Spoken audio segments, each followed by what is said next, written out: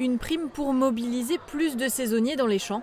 Voici la nouvelle annonce du gouvernement, mais une fausse bonne nouvelle pour les agriculteurs.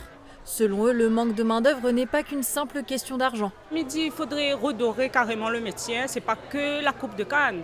Nous, agriculteurs, n'avons pas honte de notre métier, mais par contre, nous aimerions bien que demain, l'enseignement, il propose aussi un bon ouvrier qualifié. Aujourd'hui, un saisonnier touche en moyenne 1 400 € net, auxquels s'ajoutent déjà 600 € de prime appelée R+.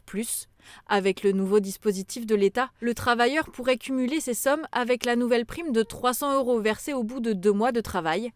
Une somme importante qui, selon certains agriculteurs, pourrait en décourager plus d'un, car avec un salaire élevé sur plusieurs mois, certaines prestations sociales pourraient leur être enlevées. On prend bien l'exemple de la canne, sur 5 mois et demi par exemple, 25 semaines, ils vont recevoir 900 € de prime.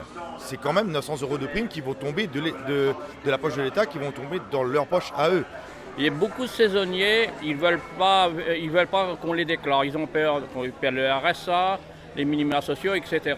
Chaque année, la main-d'œuvre se fait de plus en plus rare dans les champs, mais reste pourtant indispensable pour l'agriculture pays.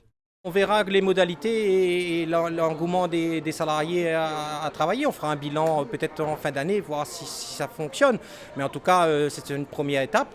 Et il faut persévérer pour qu'on puisse continuer à produire correctement. Une nouvelle réunion du comité paritaire de la canne et du sucre doit avoir lieu prochainement pour préciser les modalités de cette nouvelle prime qui devrait prendre effet dès la prochaine saison de Coupe Canne.